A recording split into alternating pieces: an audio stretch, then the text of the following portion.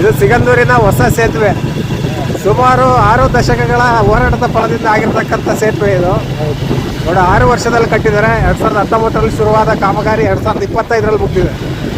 ತುಂಬ ಅದ್ಭುತವಾದ ಒಂದು ಸೇತುವೆ ಅಂತ ಹೇಳ್ಬೋದು. ನೀವು ನೋಡ್ತಾ ಇದ್ರೆ 6 ದಶಕಗಳ ಹೋರಾಟದ ಫಲಕ್ಕೆ 6 ವರ್ಷಗಳಲ್ಲಿ ನಿರ್ಮಿಸಿದ ಸಿಗಂದೂರು ಸೇತುವೆ.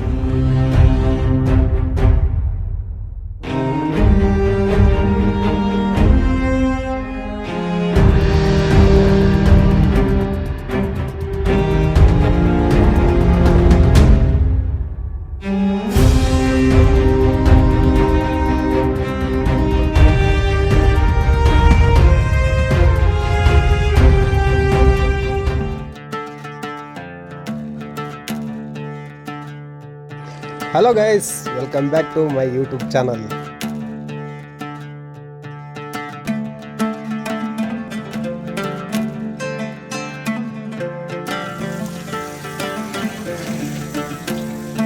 ನೋಡಿ, ನಮ್ಮ ಸಿಗಂದೂರು ಚೌಡೇಶ್ವರಿಯ ದರ್ಶನ ಆಯಿತು.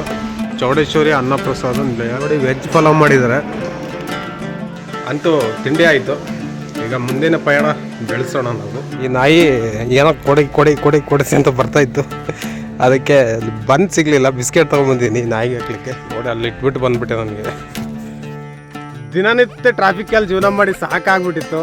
ಹಾಗೆ ರಿಲೀಫ್ಗೋಸ್ಕರ ನಮ್ಮ ಕಾಡು ಮೇಡು ಸುತ್ತಾಡ ಅಂತ ಬಂದಿದ್ದೀನಿ. 1-2 ದಿನ ಮನಸ್ಸಿಗೆ ಸಮಾಧಾನ ಆಗಲಿ. ಹಾಗೆ ಈ ಒಂದು ಏನು ಮಲೆನಾಡಿನ ಪ್ರದೇಶಗಳಲ್ಲಿ ಪವರ್ಫುಲ್ ದೇವಸ್ಥಾನಗಳು ಜಾಸ್ತಿ. ನಮ್ಮ ಸೈಡ್ ಬೇರೆ ಸೈಡ್ ಇರೋಲ್ಲ. ಇಲ್ಲಿ ಅಂದರೆ ಏನಂತಂದ್ರೆ ತುಂಬ ಫೇಮಸ್ ಆಗಿರತಕ್ಕಂತಹ ಮತ್ತು ಹಾಗೆ ಪವರ್ಫುಲ್ ದೇವಸ್ಥಾನಗಳು ತುಂಬಾ ಇರ್ತವೆ ಮಲೆನಾಡಿನಲ್ಲಿ. ಯಾಕಂದರೆ ಪ್ರಕೃತಿನೇ ದೇವರಲ್ವಾ. ದೇವರು ಯಾವಾಗಲೂ ಪ್ರಕೃತಿಯಲ್ಲೇ ನಿಲ್ಲಿಸಿರುತ್ತೆ. ಅದಕ್ಕೋಸ್ಕರ ಪ್ರಕೃತಿನ ಪ್ರೀತಿಸಿ, ಅದನ್ನು ದೇವರನ್ನ ಪ್ರೀತಿಸಿದಾಗೆ, ದೇವರನ್ನ ಆರಾಧಿಸಿದಾಗೆ. ಅದಕ್ಕೆ ಅವಾಗವಾಗ ಹೀಗೆ ಮಲೆನಾಡು ಹಾಗೆ ಕಾಡು ಮೇಡು ಬೆಟ್ಟ ಗುಡ್ಡಗಳನ್ನ ಸುತ್ತೋರಿರಿ. ಅದನ್ನು ಪ್ರೀತಿಸಿ ನಿಮ್ಮನ್ನು ಆ ದೇವರು ಪ್ರೀತಿಸ್ತಾನೆ. ಮಳೆ ಸ್ಟಾರ್ಟ್ ಆಯಿತು. ಈ ಸಿಗಂದೂರು ಚೌಡೇಶ್ವರಿ ತಾಯಿಯ ಹಾಗೆ ಈ ಒಂದು ಸುಕ್ಷೇತ್ರದ ವಿಡಿಯೋ ಮಾಡಿದ್ದೀನಿ ಸಂಪೂರ್ಣವಾಗಿ. ಆ ವಿಡಿಯೋನ ನಿಮಗೆ ಡಿಸ್ಕ್ರಿಪ್ಷನ್ ಲಿಂಕಲ್ಲಿ ಕೊಟ್ಟಿರ್ತೀನಿ, ಸಂಪೂರ್ಣವಾಗಿ ನೋಡಿ. ಈ ಸಿಗಂದೂರು ದಟ್ಟ ಅರಣ್ಯದಲ್ಲಿ, ಮಲೆನಾಡಿನಲ್ಲಿ, ಹಾಗೆ ಕರಾವತಿಯ ಕಣಿವೆ ಹಾಗೂ ಹಿನ್ನೀರಿನ ಒಂದು ಪ್ರದೇಶದಲ್ಲಿರ್ತಕ್ಕಂಥ ಒಂದು ಸುಂದರವಾದ ಸ್ಥಳ. ಇಲ್ಲಿ ತಾಯಿ ಚೌಡೇಶ್ವರಿ ನೆಲೆಸಿದ್ದಾಳೆ. ನಾವು ಯಾವಾಗಲೂ ಬರ್ತಿರ್ತೀವಿ. ಇಲ್ಲಿ ಬಂದರೆ ದರ್ಶನ ಮಾಡ್ಕೊಂಡು ಹೋಗ್ತೀವಿ. ನೀವು ಈ ಕಡೆ ಬಂದರೆ ಚೌಡೇಶ್ವರ ದರ್ಶನ ಮಾಡ್ಕೊಂಡು ಹೋಗಿ. ಹಾಗೆ ನಡೆದು ನನಗೆ ಸುಸ್ತಾಯಿತು. ಸುಮಾರು 1 ಕಿಲೋಮೀಟ್ರ್ ಬಂದಿದ್ದು ನಡ್ಕೊಂಡು. ಆದರೂ ಈ ಮಳೆಗಾಲದಲ್ಲೂ ಕೂಡ ನನ್ನ ಮುಖದಲ್ಲಿ ಬೆವರಿಳಿತಾ ಇದೆ. ಹಾಗೆ ಈ ಒಂದು ಸಿಗಂದೂರು ಸೇತುವೆ ಬಗ್ಗೆ ಕೆಲವೊಂದು ನನಗೆ ತಿಳಿದ ಹಾಗೆ ಕೆಲವೊಂದು ಮಾಹಿತಿ ಕೊಡ್ತೀನಿ. ಸುಮಾರು 60 ವರ್ಷಗಳ ಒಂದು ಹೋರಾಟದ ಫಲದಿಂದ ಬಂದಿರತಕ್ಕಂಥ ಈ ಸಿಗಂದೂರು ಸೇತುವೆ ಅತಿ ಅದ್ಭುತವಾದ ಸೇತುವೆ. ಇದು ಹಾಗೆ ಬಂದಿಲ್ಲ, ಯಾರೋ ಅನುದಾನ ಮಾಡಿ ಕಟ್ಟಿಸ್ಬೇಕಂತ ಕಟ್ಟಿಸಿಲ್ಲ ಸರ್ಕಾರದಿಂದ.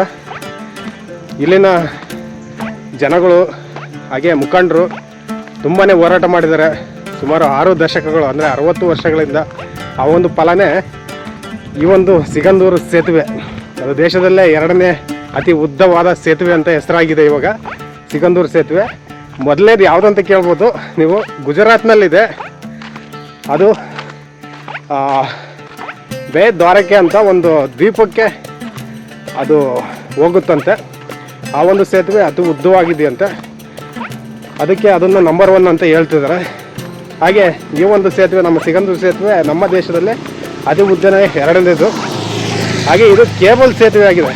ಓಕೆ, ಸುಮಾರು 17 ಪಿಲ್ಲರ್ಸ್ಗಳು ಹಾಕಿದ್ದಾರೆ. ಹಾಗೆ ಈ ಒಂದು ಕಾಮಗಾರಿ ಯಾವಾಗ ಶುರುವಾಯಿತು ಅಂತಂದರೆ 2018ರಲ್ಲಿ ಶಂಕುಸ್ಥಾಪನೆ ಮಾಡ್ತಾರೆ. ಹಾಗೆ 2019ರಲ್ಲಿ ಈ ಒಂದು ಸೇತುವೆ ಕಾಮಗಾರಿ ಸ್ಟಾರ್ಟ್ ಆಗುತ್ತೆ.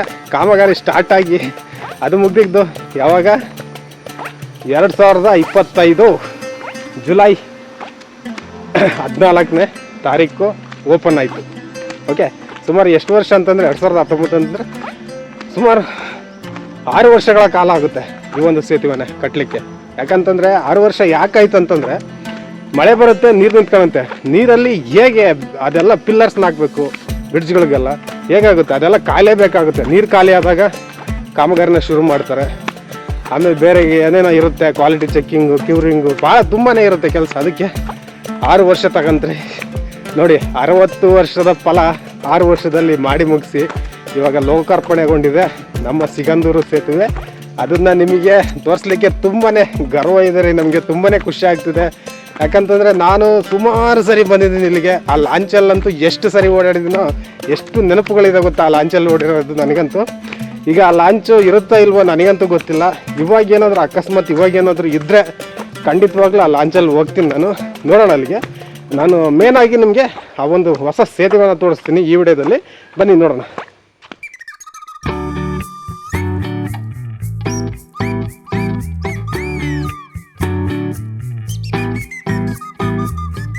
ಬೆಂಗಳೂರು ಇದು ನೋಡಿ ಸೇತುವೆ ಬಂತು ಇವಾಗ. ನಮಗೆ ಅಣ್ಣ ಬೈಕಲ್ಲಿ ಡ್ರಾಪ್ ಮಾಡ್ತಾವ್ರೆ. ಸೇತುವೆಯಲ್ಲಿ ನಾವು ಹೋಗ್ತಾ ಇದೀವಿ ನೋಡಿ. ಇದು ಸಿಗಂದೂರಿನ ಹೊಸ ಸೇತುವೆ. ಸುಮಾರು 6 ದಶಕಗಳ ಹೋರಾಟದ ಫಲದಿಂದ ಆಗಿರ್ತಕ್ಕಂಥ ಸೇತುವೆ ಇದು ನೋಡಿ. 6 ವರ್ಷದಲ್ಲಿ ಕಟ್ಟಿದ್ದಾರೆ. 2019ರಲ್ಲಿ ಶುರುವಾದ ಕಾಮಗಾರಿ 2025ರಲ್ಲಿ ಮುಗಿದಿದೆ. ತುಂಬ ಅದ್ಭುತವಾದ ಒಂದು ಸೇತುವೆ ಅಂತ ಹೇಳ್ಬೋದು. ನೀವು ನೋಡ್ತಾ ಇದ್ದೀರಿ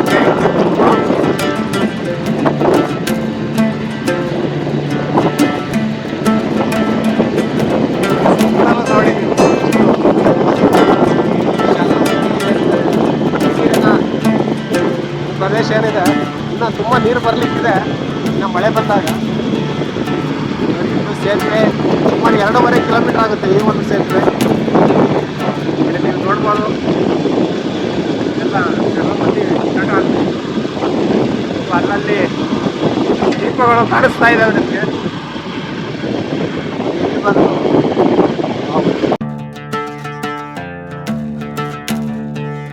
ಇದು ನೋಡಿ ಮೇನ್ ಸೇತುವೆ ಇಲ್ಲೇ ಅಲ್ಲ, ಇದು ಬ್ರಿಡ್ಜ್ ಬರೋದಿದೆ. ಇದು ಕೇಬಲ್ ಸೇತುವೆ ಇಲ್ಲಿಂದ ಸ್ಟಾರ್ಟ್ ಆಗ್ತದೆ. ಸುಮಾರು ನೋಡಿ ಎಷ್ಟೊಂದು ಸುಂದರವಾಗಿದೆ ಅಂತಂದ್ರೆ ನೀವು ಸೈಡಲ್ಲಿ ನೋಡ್ಬೋದು. ಓಡಾಡ್ಲಿಕ್ಕೆ ಕೂಡ ನಿಮಗೆ ಸ್ಪೇಸ್ ಮಾಡಿದ್ದಾರೆ ಸೈಡಲ್ಲಿ. ಹಾಗೆ ನಿಮಗೆ ಬೀದಿ ಲೈಟ್ ಕೂಡ ಏರ್ಪಾಟ್ ಮಾಡಿದ್ದಾರೆ. ಒಂದೊಳ್ಳೆ ಸಖತ್ತಾಗಿದೆ ಆ ಒಂದು ಬೀದಿ ದೀಪಗಳು, ಲೈಟ್ಸ್ಗಳು ನೋಡಿ ಎಷ್ಟೊಂದು ಸುಂದರವಾಗಿ ಕಾಣಿಸ್ತಿದೆ ಈ ಒಂದು ಬ್ರಿಡ್ಜಿನ ಮೇಲೆ. ನೋಡಿ ಇವಾಗ ಶುರುವಾಗೋದು ಕೇಬಲ್ ಬ್ರಿಡ್ಜ್. ಇಲ್ಲಿಂದ ಕೇಬಲ್ ಬ್ರಿಡ್ಜ್ ಶುರುವಾಗುತ್ತೆ. ಸುಂದರವಾಗಿದೆ, ಅತಿ ಸುಂದರ. ನೋಡಲಿಕ್ಕೆ ಒಂದು ಅದ್ಭುತವಾದ ಸ್ಥಳ ಅಂತ ಹೇಳ್ಬೋದು.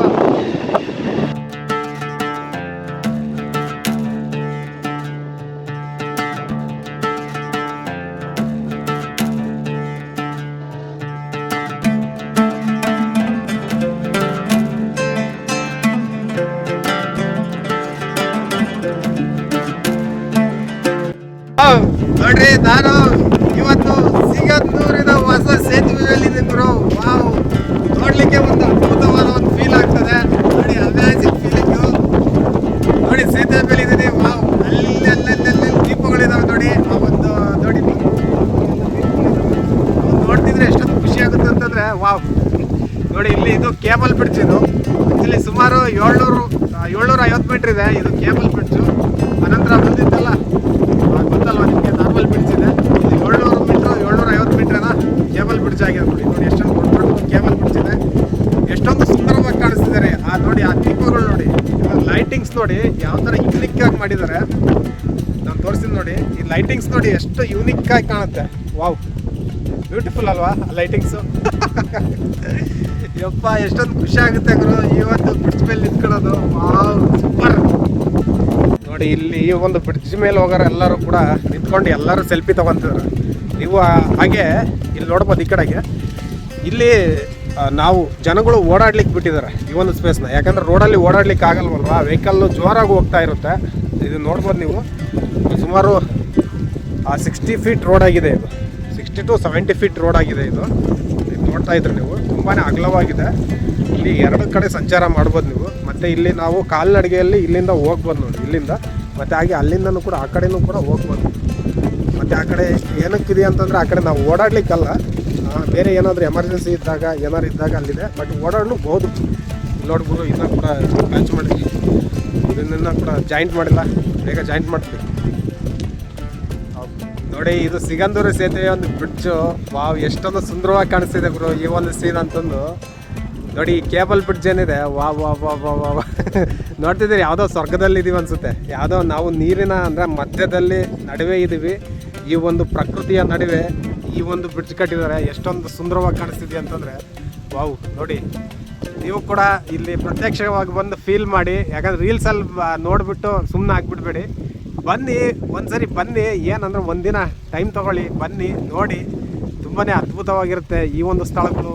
ಹಾಗೆ ಇಲ್ಲಿನ ಪ್ರಕೃತಿಯಲ್ಲಿರ್ತಕ್ಕಂಥ ಆ ಒಂದು ಏನದು ಸೌಂದರ್ಯ, ಆ ಪ್ರಕೃತಿ ಸೌಂದರ್ಯ, ಹಾಗೆ ಇಲ್ಲಿರ್ತಕ್ಕಂಥ ಕೆಲವೊಂದು ಅದ್ಭುತ ಸ್ಥಳಗಳು, ಮತ್ತು ವೆರಿ ಫೇಮಸ್ ಆದಂಥ ದೇವಸ್ಥಾನಗಳಾಗಲಿ, ಮತ್ತು ಇಲ್ಲಿ ಶರಾವತಿಯ ಒಂದು ಹಿನ್ನೀರಿನ ಒಂದು ನೋಟ.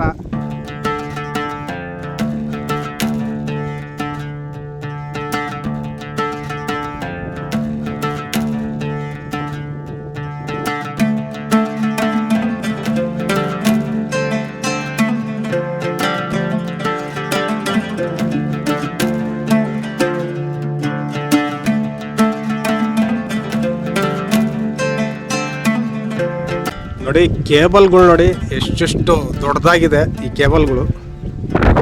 ನೋಡಿ ಈ ಕೇಬಲ್ಗಳು ಯಾವ ಥರ ಆಪ್ರೇಟ್ ಆಗುತ್ತಂತ ದಯವಿಟ್ಟು ಯಾರಿಗಾರ ಗೊತ್ತಿದ್ರೆ ಹೇಳಿ. ಇದು ಹೈಡ್ರಾಲಿಕ್ ಇರ್ಬೋದು, ಮೇ ಬಿ ಹೈಡ್ರಾಲಿಕ್ಕೇ ಇರುತ್ತೆ ಎಲ್ಲದೂ ಕೂಡ. ನೋಡಿ ಎಷ್ಟೊಂದು ದಪ್ಪದಾಗ ಆ ಥರ ಎಷ್ಟೊಂದು ಉದ್ದವಾಗಿದೆ. ತುಂಬ ಸ್ಟ್ರಾಂಗಾಗಿ ಕಟ್ಟಿರ್ತಾರೆ. ಸುಮಾರು 6 ವರ್ಷಗಳ ಕಾಲ ಈ ಒಂದು ಕಾಮಗಾರಿ ನಡೆದಿದೆ. ಈ ಒಂದು ಬ್ರಿಡ್ಜಿನ 2019ರಲ್ಲಿ ಶುರುವಾಗಿದ್ದ ಕಾಮಗಾರಿ 2025 ಜೂನ್ 14ನೇ ತಾರೀಕಂದು ಈ ಒಂದು ಸೇತುವೆ ಲೋಕಾರ್ಪಣೆಗೊಂಡಿದೆ. ತುಂಬಾ ಖುಷಿಯಾಗಂಥ ವಿಚಾರ. ನಿಮಗೆ ಈ ಸೇತುವೆ ಬಗ್ಗೆ ಏನು ಅನ್ನಿಸ್ತಂತ ಕಮೆಂಟ್ ಮಾಡಿ. ನೋಡಿ ನಮ್ಮ ಕರ್ನಾಟಕದಲ್ಲಿ ಈ ಥರ ಕೇಬಲ್ ಬ್ರಿಡ್ಜ್ ಆಗುತ್ತೆ, ಅದು ದೇಶದಲ್ಲಿ 2ನೇ ಬ್ರಿಡ್ಜ್ ಆಗುತ್ತಂತ ನಾವು ಯಾವುದೇ ಥರ ಊಹೆನೂ ಕೂಡ ಮಾಡಿರಲಿಲ್ಲ. ಈಗ ಆಗಿದೆ. ಆ ಒಂದು ಅದ್ಭುತನ ನಾನು ಕೂಡ ಅದ್ರ ಮೇಲೆ ನಡೀತಾ ಕೂಡ ನೋಡ್ತಾ ಇದ್ದೀನಿ. ನೀವು ಕೂಡ ಈ ಒಂದು ಫೀಲ್ ಮಾಡ್ಬೇಕಂತಂದರೆ ಸಿಗಂದೂರಿಗೆ ಬನ್ನಿ. ನೋಡಿ ಇದು ಶರಾವತಿಯ ಹಿನ್ನೀರಿನ ಸ್ಥಳ. ಇದು ಅಂದರೆ ಶರಾವತಿ ಬ್ಯಾಕ್ ವಾಟರ್ ನೋಡ್ಬೋದು ನೀವು. ವಾಟ್ ಎ ಬ್ಯೂಟಿಫುಲ್, ಸಖತ್ತಾಗಿ ಕಾಣ್ತೈತೆ ಇಲ್ಲಿಂದಂತೂ. ಹಾಗೆ ನೀವು ನೋಡಿದ್ರೆ ಈ ಒಂದು ಬ್ಯೂಟಿಫುಲ್ ಸ್ಥಳಕ್ಕೆ ಈ ಒಂದು ಸ್ಥಳ ನೋಡಿದ್ರೆ ಸೂಪರ್. ನೋಡಿ KSRTC ಕಂಡಕ್ಟರು ಆ ಒಂದು ಬಸ್ನ ಫೋಟೋ ತೆಗಿತಿದ್ದಾರೆ ಈ ಒಂದು ಬ್ರಿಡ್ಜಿನ ಮೇಲೆ. ನಾನು ಒಂದು ಫೋಟೋ ತೆಗಿತೀನಿ.